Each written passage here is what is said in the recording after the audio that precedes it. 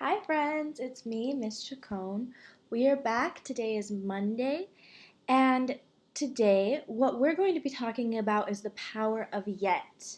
Now, yet is a really big word. Yet means that it hasn't happened yet, but yet is a word that lets us know that it will happen eventually. So we'll learn more about that a little bit later, but I just wanted to let you know what would be happening. So you may be wondering, Miss Chacon, why are you wearing a chef's hat? Well, that has to do with one of our big words, yet. So one thing that I always wanted to do is cook and be a really good chef. But I'm not a good chef yet. But yet tells me that one day I could be a good cook or a chef. So I could easily say, you know what? I'm not a good cook. I'm not a good cook at all. See, and if you don't add yet, it puts me in a little box. That way I'll never be a good cook. But yet, the power of yet tells us, I'm not a good cook yet. But one day I will be with practice. So that's what we're going to learn about today. We're going to learn about how to getting ourselves out of that box that we put ourselves in, saying, you know what, I'm not a good reader, or I'm not a good writer, I'm not good at math.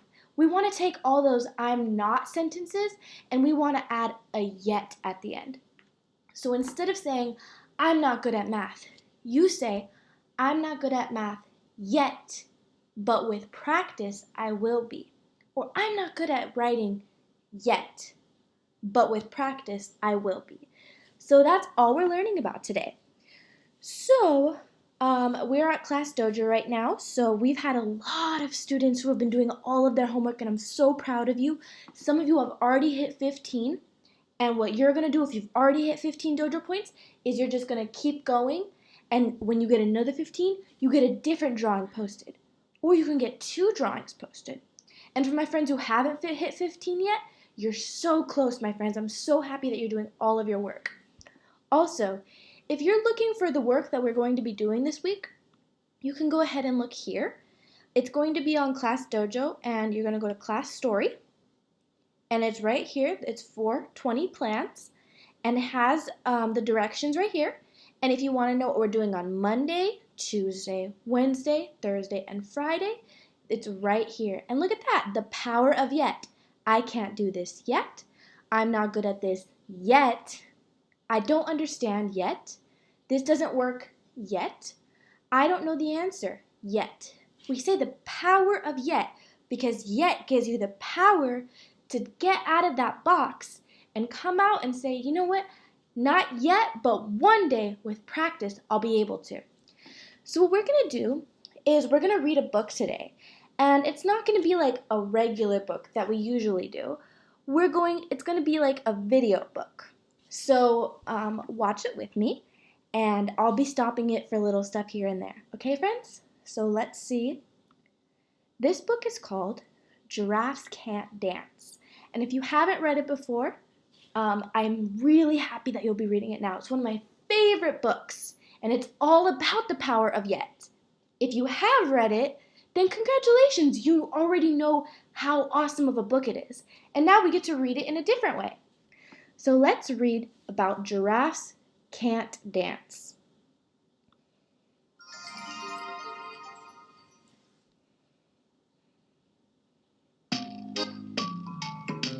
Giraffes can't dance.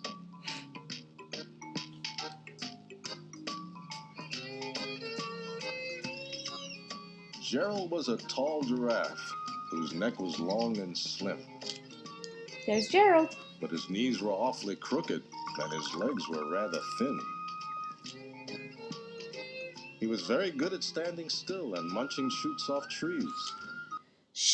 Munching shoots off trees means like taking the leaves and the stems off of trees, because that's what giraffes like to eat.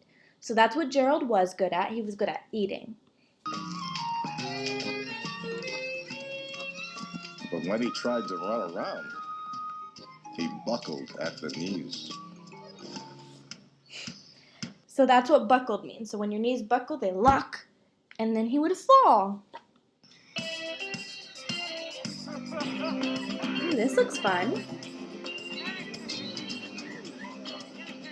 Now, every year in Africa, they hold a jungle dance where every single animal turns up to skip and prance.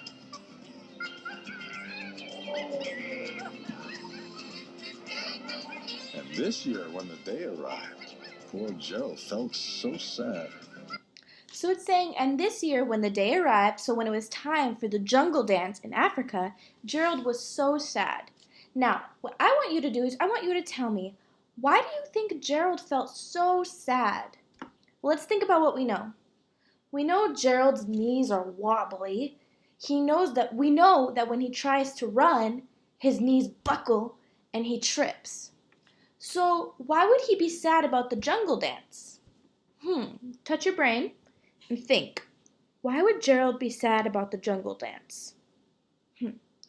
Well, what I think is that you need your legs to dance. And if Gerald isn't good at running because his knees buckle, and if his knees are very wobbly, then he may not be good at dancing. He may not be a good dancer. But I don't know yet. We have to read and find out. But that's what I think. We're taking our clues from back then that we learned. We learned in the past that he had wobbly knees and that he couldn't run. So we're taking what we learned in the past and we're trying to predict what will happen in the future. So maybe in the future of this book, Gerald isn't a good dancer. Let's find out. Because when it came to dancing, he was really very bad. Aw, so we were right. Gerald was very bad at dancing. I hope he gets better. The warthogs started waltzing, and the rhinos rock and rolled. The lions danced a tango that was elegant and bold. The chimps all did a cha-cha with a very Latin feel. And 8 baboons then teamed up for a splendid Scottish reel. Gerald swallowed bravely as he walked toward the floor. But the lions saw him coming and they soon began to roar. Hey, look at clumsy Gerald! The animals all sneered. So clumsy means that you trip a lot and you're not very balanced. So you trip a lot, you're not good at holding things, you may drop a lot of things. So that's what clumsy means. So why do you think they're making fun of him? Maybe because they know that Gerald's not really good with his legs. And so they're laughing because Gerald's coming up. That's not very nice. I hope it gets better. Let's keep reading. Giraffes can't dance, you silly fool. Oh, Gerald, you're so weird. Gerald simply froze up. He was rooted to the spot. Gerald froze. They're right, he thought. Aw. I'm useless. Oh, I feel like such a clot. Aw. So he crept off from the dance floor, and he started walking home. So Gerald didn't even try to dance. The other animals made fun of him for going up to dance, but he never even tried to dance. Now this is something that we call the power of yet. Because you could easily say, I'm not good at reading, so I won't even try. And you could be like Gerald. Gerald thought, I'm not good at dancing, so I won't even try. But that's not what we're here to do. Right now in distance learning, which means you're learning from the computer, you could say, I'm not good at learning from the computer from Miss Chacon, so I won't even try. But we're not trying to do that. We're trying to insert, so insert means we're trying to add yet. We're trying to add a yet to that sentence. So instead of Gerald saying, I'm not good at dancing, I'm going to go home, he could say, I'm not good at dancing yet, but I will be with practice. So just like you may say, I'm not good at distance learning yet, but I will be with practice. So let's keep reading. He'd never felt so sad before. Aww. So sad and so alone. Then he found a little clearing, and he looked up at the sky. The moon can be so beautiful, he whispered with a sigh.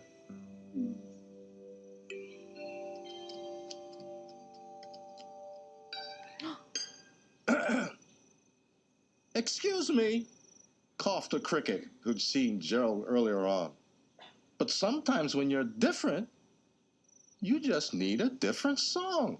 Ooh. Listen to the swaying grass, and listen to the trees. To me, the sweetest music is those branches in the breeze. So imagine that the lovely moon is playing just for you. Everything makes music if you really wanted to. With that, the cricket smiled and picked up his violin.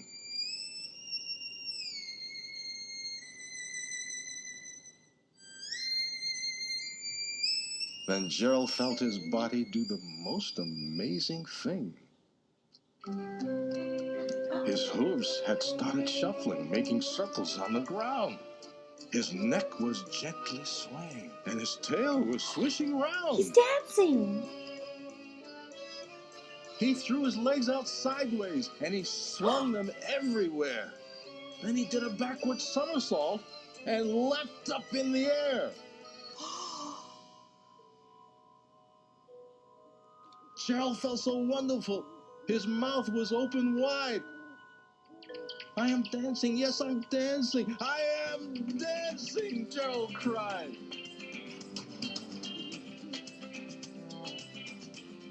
Then one by one each animal who'd been there at the dance arrived while Gerald boogied on and watched him quite entranced. Look at him. They shouted, "It's a miracle! We must be in a dream! Gerald's the best dancer that we've ever seen! How did you learn to dance like that? Please, Gerald, tell us how!" But Gerald simply twirled around and finished with a bow. Then he raised his head and looked up at the moon and stars above. "We all can dance," he said, "when we find music that we love."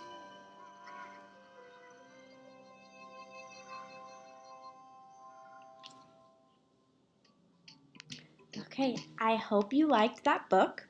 We're not done yet, but what do you think about Gerald? At first, Gerald had an I can't attitude. He said, "I can't dance." And everybody around him said, "You can't dance, Gerald." So what happened when Gerald said, "I can't dance," and when everybody else said, "He can't dance"? What happened? He didn't dance. But then, when he found a different song, so that means when he tried something different. So he listened to the moon, he listened to the different music, and then he was able to dance with practice. So when Gerald changed his mind and started thinking, "Let me try another way, let me try a different song," he had the power of yet. Because then he realized, I can't dance yet, but if I find a different song, I will be a good dancer. So, what I would like you to do,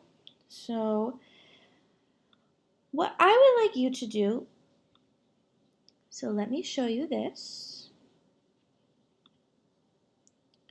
So, what you're going to do is you're going to write about the power of yet. So I'm going to upload this on the Class Dojo so you'll be able to look at this.